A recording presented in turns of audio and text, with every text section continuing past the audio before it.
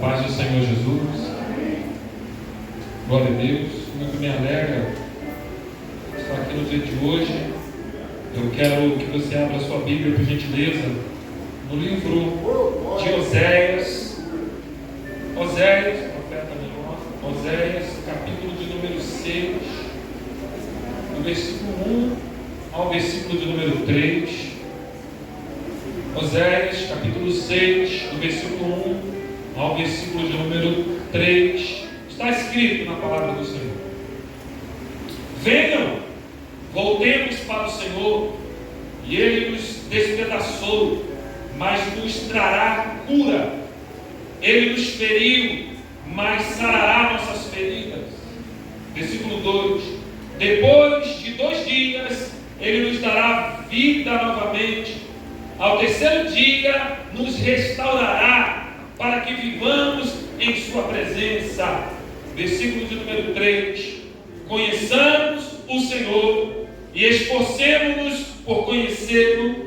Tão certo como nascer do sol, Ele aparecerá, virá para nós como as chuvas de inverno, como as chuvas de primavera que regam a terra. Aleluia. Amém? Podeis acertar no texto. Esta palavra, ela está em meu coração há muito tempo, e eu venho meditando nessa palavra. Irmãos, eu quero aqui lembrar a igreja o contexto em que se encontra o profeta Oséias. O profeta Oséias, pelo menos dos reis citados no livro de Oséias, nós podemos definir a data do livro de Oséias, que era o 8º século antes de Cristo, na última geração antes da destruição de Samaria e o cativeiro do povo de Israel do Reino do Norte. Irmão, o profeta Oséias, ele exerceu a sua atividade no reino de Israel entre o final do reinado de Jeroboão II e a queda de Samaria em 750 a 722 a.C. Sobre a queda de Samaria, depois da morte de Salomão, Deus entregou a maior parte da nação de Israel a Jeroboão, filho de Nebate. Ele foi um rei que estabeleceu um péssimo precedente de idolatria. Durante mais de 200 anos a nação imitou o mau exemplo de Jeroboão. Deus mandou profetas, assim como Oséias, e diversos castigos em tratativas de estimular o arrependimento do povo, mas não corrigiram seus caminhos errados. Finalmente, a paciência de Deus se esgotou, e Ele mandou o exército da Síria para destruir Samaria, que era a cidade principal, e levar os sobreviventes ao cativeiro. Irmãos, essa é o pano de fundo, esse é o pano de fundo, esse é o contexto em que está inserido esses versículos no qual nós lemos em Oséias. Esse é o cenário. Dentro desse contexto aqui, eu parei para meditar. Então, eu tirei dentro desse texto 3 atitudes que Deus quer que você tenha para você receber a sua vitória. 3 atitudes que você tem que ter, baseado nesses 3 versículos no qual nós lemos, para você ter uma vitória verdadeira. Irmãos, eu vou ler novamente aqui os versículos. No versículo 1 do texto, ele diz assim: venham, voltemos para o Senhor, e Ele nos despedaçou, mas nos trará cura. Ele nos feriu, mas sarará nossa ferida. No versículo 2 ele diz: depois de 2 dias, Ele nos dará vida novamente, e ao terceiro dia restaurará, para que vivamos em sua presença. E o versículo 3, para complementar, que é o ápice desse texto, ele vai dizer: conheçamos o Senhor, esforcemo-nos por conhecê-lo. Tão certo como o nascer do sol, Ele aparecerá, virá para nós como chuvas de inverno e como as chuvas de primavera que regam a terra. Aleluia! Glória a Deus! Irmãos, Depois de esse contexto, eu parei para meditar nesta palavra e nós vamos fazer uma leitura sistemática desses versículos aqui e nós vamos extrair desse texto algumas lições importantes para a nossa vida. 3 atitudes que Deus quer que você faça para ter vitória. 3 atitudes. A primeira vem do versículo 1, que ele diz assim: venham, voltemos para o Senhor. Ele nos despedaçou, mas nos trará cura. Ele nos feriu, mas sarará as nossas feridas. Esse é o primeira atitude que Deus quer. E se eu desse nome a esse texto aqui, essa mensagem, diria: Deus quebra para montar de novo. Você pode repetir comigo? Deus quebra para montar de novo. 3 atitudes que Ele quer que você tenha para você obter sua vitória. Primeiro, versículo 1: venham e voltemos. Diga comigo: arrependimento. É a primeira atitude que Deus quer do seu povo. Dentro desse contexto no qual se encontra o povo de Israel, o reino do norte, Deus então agora vai falar através da boca do profeta: venham, voltemos para o Senhor. Foi Ele que nos despedaçou, mas nos trará cura. Ele nos feriu, mas sarará as nossas feridas. Arrependimento. Irmão, quem ora vence, porque o fato de você orar já demonstra arrependimento. 1 João capítulo 1, versículo 9, ele diz assim: se confessarmos os nossos pecados, Ele é fiel e justo para perdoar os nossos pecados e purificar toda a injustiça. Aleluia! Glória a Deus! Irmãos, eu quero que você entenda uma coisa: andar na contramão de Deus nos faz bater de frente com a muralha do seu amor.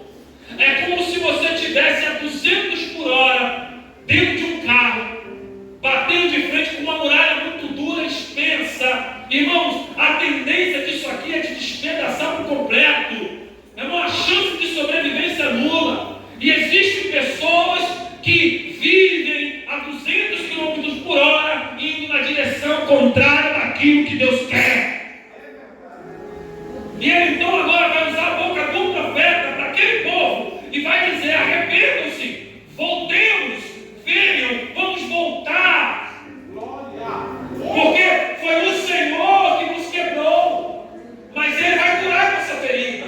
Ele vai dizer: olha, Deus está trabalhando para te montar novamente. Ele desmonta, Ele despedaça, Ele quebra as tuas defesas, mas porque Ele quer fazer um novo projeto com você. Irmãos, Deus ele é especialista em nos quebrar, em nos quebrantar. E a Bíblia diz que Ele não rejeita o coração contrito e aquele quebrantado. Então, andar na contramão de Deus vai te despedaçar. Pastor, mas como assim, pastor? Eu ando na contramão de Deus. Eu estou vendo essa campanha aqui, quem ora vence. Mas quem ora vence, entende a vontade de Deus. Porque para orar, para vencer, tem que entender o princípio básico da oração. Eu vou te falar um princípio básico da oração aqui. Existe uma oração eficaz e um modelo muito bacana. Esse modelo, ele é tão bom quanto o modelo do Pai Nosso. Encontra-se, olha que coisa interessante, no Salmo 51, do versículo 1 ao versículo 4, olha só o modelo que o salmista nos mostra. Ele começa assim, ó: tem misericórdia de mim, ó Deus, por teu amor, por tua grande compaixão, apaga as minhas transgressões, lava-me de toda a minha culpa, purifica-me do meu pecado, pois eu mesmo reconheço as minhas transgressões, e o meu pecado sempre me persegue contra ti. Só contra ti pequei e fiz o que tu reprovas, de modo que justa é a tua sentença e tens razão em condenar-me.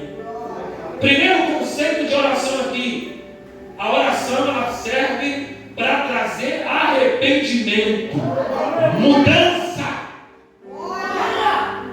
O conceito de oração fala mais sobre você do que sobre o outro. Quem ora vence porque vive o arrependimento genuíno. Quem ora vence porque entende o poder de Deus transformador. Que coisa tremenda, irmãos. É esse modelo que você vê o salmista, ele está em completo arrependimento. E ele diz: olha, Senhor, pelo teu amor, pela tua compaixão, porque se não for por essa graça, se não for por esse amor, irmão, o que seria de nós?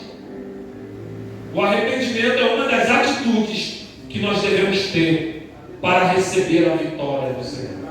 A segunda atitude que você deve ter para receber a tua vitória, além do arrependimento genuíno, porque a gente fala muito de avivamento, não é isso? O que é avivamento? Avivamento tem perdido o seu sentido no decorrer das décadas.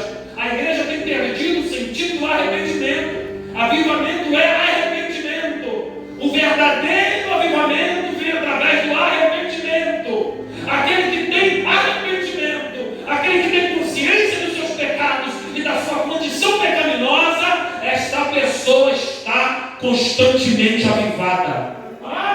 Ela tem consciência que ela é falha, ela tem consciência que ela é pecadora, mas ela não perde a oportunidade de se arrepender. Está escrito: não endureçais o vosso coração quando ouvirdes a voz do Senhor. Segunda atitude que você deve ter para receber a tua vitória. Primeira, diga comigo: arrependimento. Segunda, se deixar moldar por sua palavra. Diga: se deixar moldar por sua palavra. Foi pela palavra que ele criou o homem. Façamos o homem a nossa imagem, conforme a nossa semelhança. Façamos pela palavra. Ele moldou o homem e sopra o fôlego de vida em suas narinas. A palavra tem o poder de transformar. A palavra tem o poder de transformar o ser humano. Tem o poder de te montar novamente da forma que ele quer que você esteja. Se deixa moldar pela palavra, meu irmão. No versículo 2 ele diz: então, depois de 2 dias, ele nos dará vida novamente, e ao terceiro dia nos restaurará, para que vivamos em sua presença. Você vê aqui aponta muito para o sacrifício do Ricardo. Quem ressuscitou o terceiro dia? Quem transformou tudo nele? Quem nos deu a oportunidade de, através dele, para nos arrependermos e chegarmos à presença de Deus? Foi Jesus. Então Jesus agora abre um precedente. Ele ressuscitou dos mortos, foi a primícia para nos dar a condição de viver na sua presença. Tem um detalhe nesse versículo aqui que eu gosto muito. Depois de 2 dias ele nos dará vida. Novamente, ao terceiro dia restaurará. Ou seja, Deus ele tem a capacidade de te quebrar, te restaurar, para você ter a oportunidade de andar na sua presença. Diga comigo: é privilégio.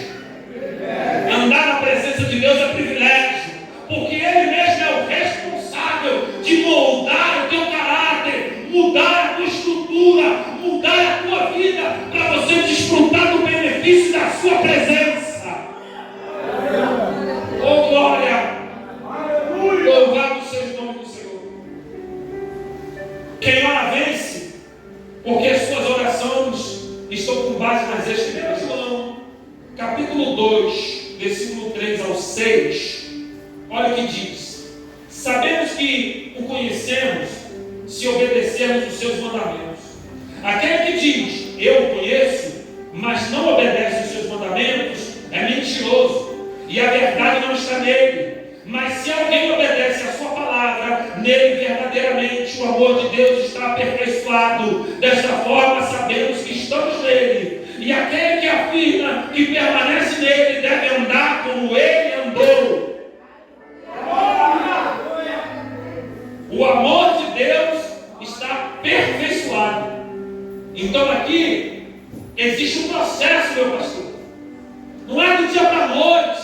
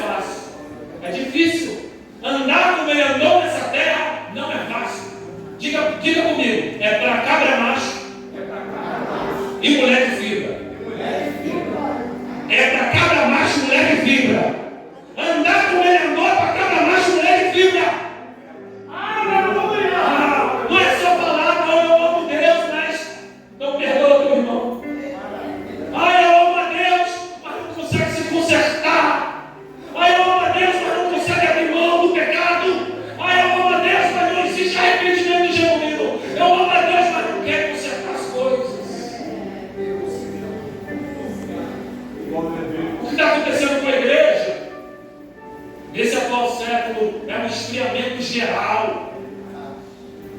E nós precisamos, irmãos, nos deixar moldar pela palavra. Aleluia! Olha que coisa maravilhosa. A base da oração deve ser a palavra. Olha o que está escrito no Salmo 119, verso 34. A primeira coisa que ele vai pedir: dai-me entendimento e guardarei a tua lei. Observá-la-ei de todo o meu coração. Primeira coisa, toda oração tem que estar debaixo da palavra, tem que ter a base, é ela. Se a palavra não for a base da tua oração, está perdendo o teu tempo. É por isso que essa escritura diz que quer pedir mal. Então, irmão, todo crente que quer pedir, tem a palavra como a base. Porque se não for a base da palavra, não recebe. Oh, glória!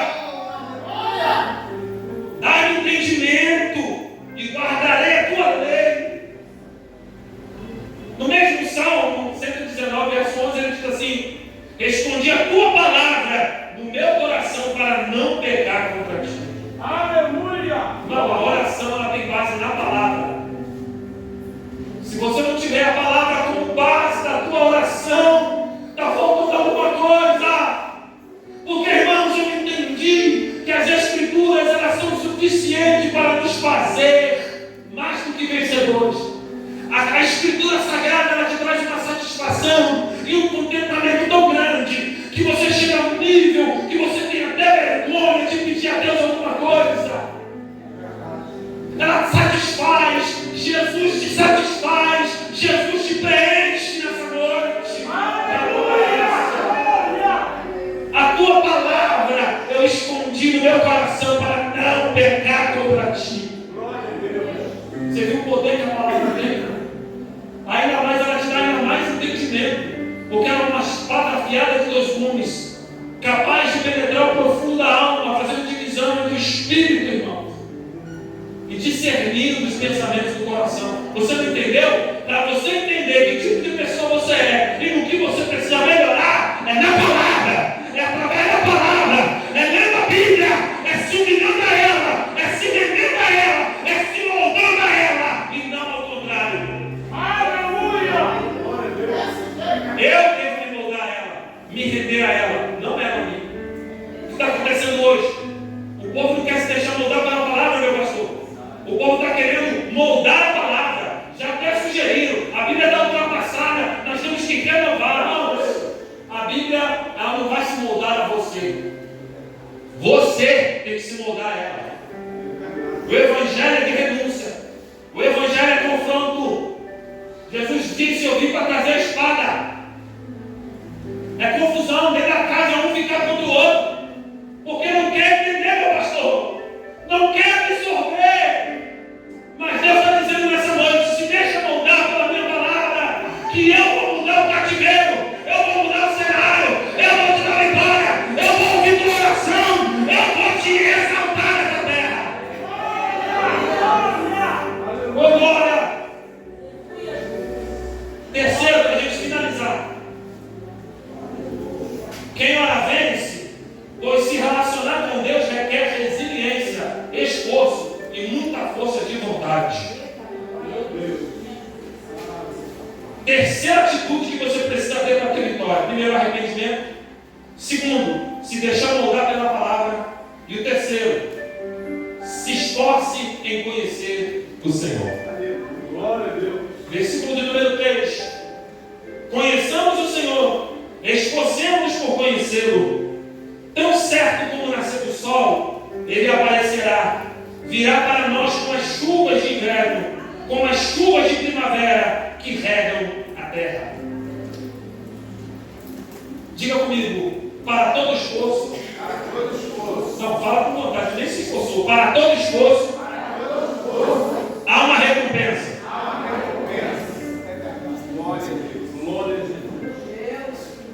Tão certo como nascer do sol, ele aparecerá. Então, quando ele diz assim, Osés está dizendo para o povo: conhecemos o Senhor, gente, esforcemos por conhecê-lo. Tão certo que nascer do sol. Em algumas pessoas, como a alva, como amanhecer,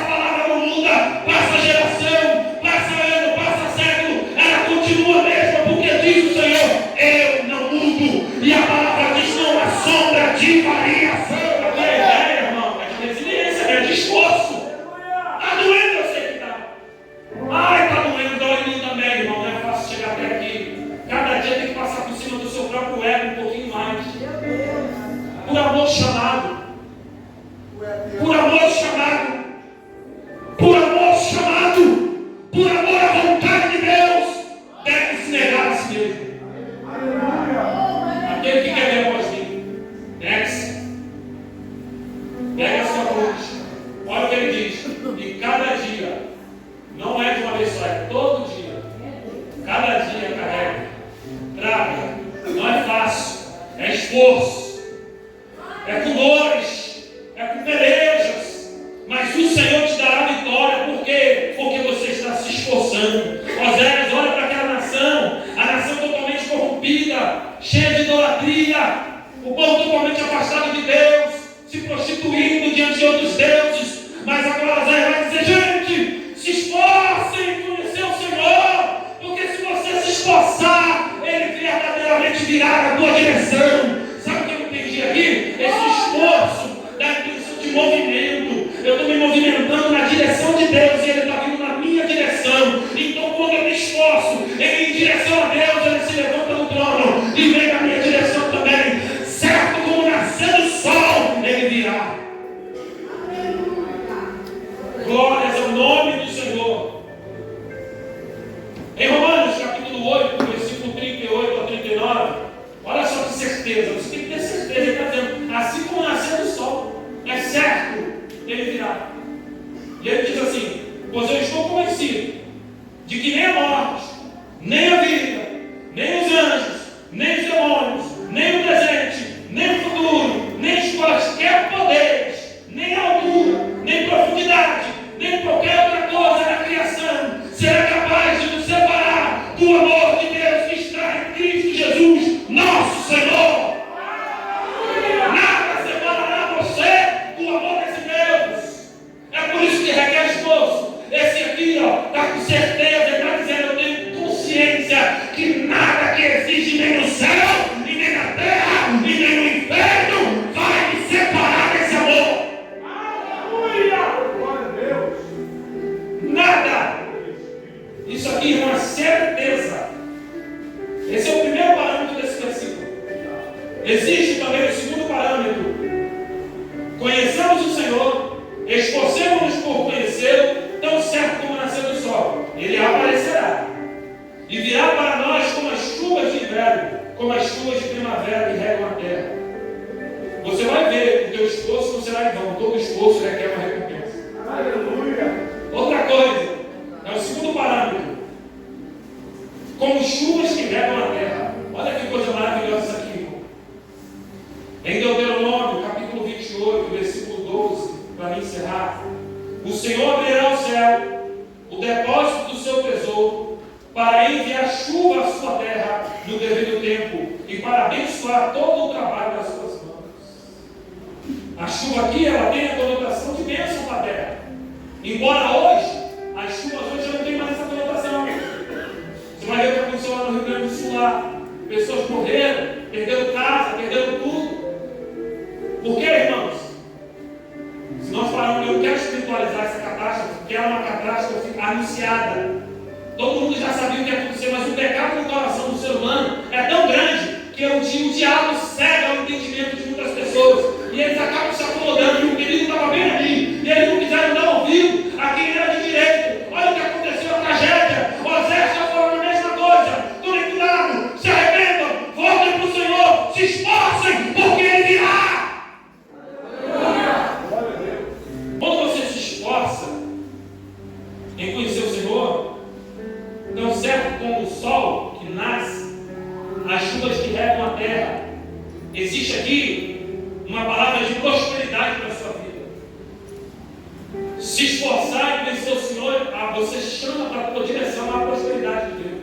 Assim como as chuvas que regam a terra. Regar a terra, chover naquela época era bênção, porque o povo vivia na colheita, na lavoura, e se não chovesse, a semente não germinava, as plantações morriam, os animais pereciam. Você pode ver quando o profeta, que ele profetiza que acaba a chuva, o povo perece, passa fome, necessidade. Mas agora ele está dizendo: se você se esforçar, eu vou enviar as bênçãos naturais. Vai ser coisa tão natural que você não vai nem perceber. Mas eu preciso que você primeiro se esforce, tenha um pouco mais de resistência.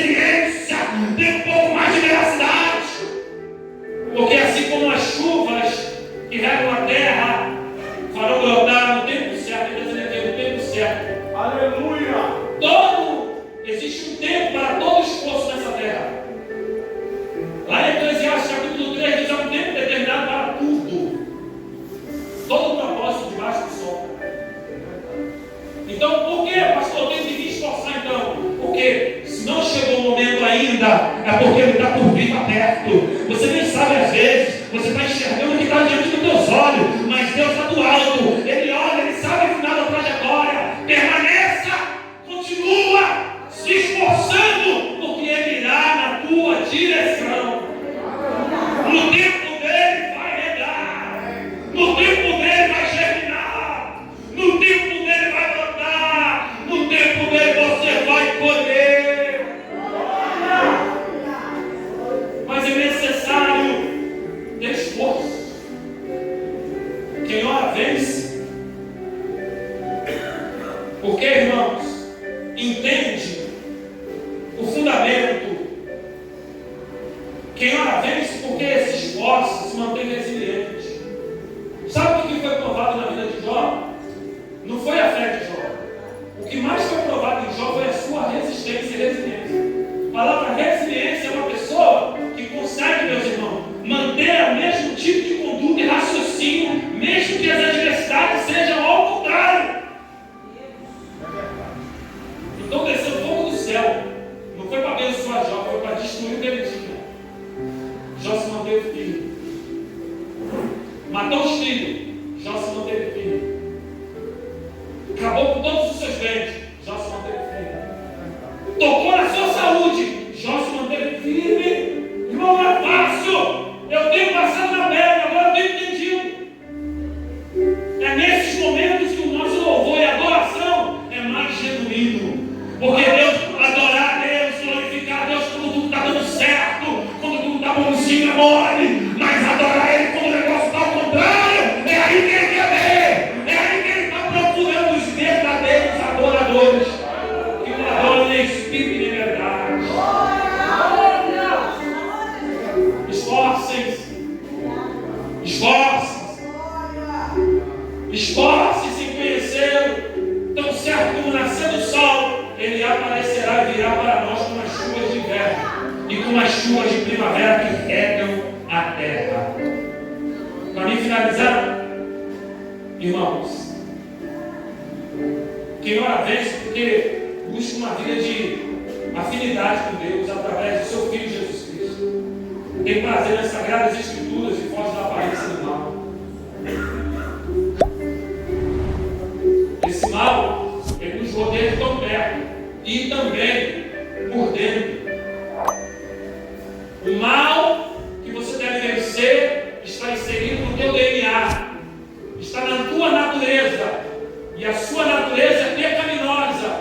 Então, quando o pastor desceu no coração de botar o título dessa campanha, quem ora vence, porque o primeiro sentido da oração é mudança interior.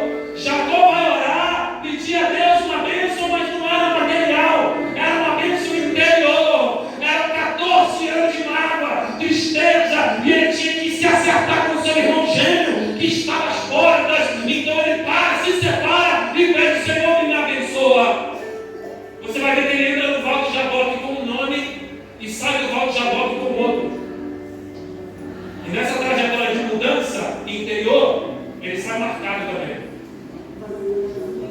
Irmão, se esforcem até o final. Aquele que vencer, receberá a coroa da vida. Que Deus te abençoe.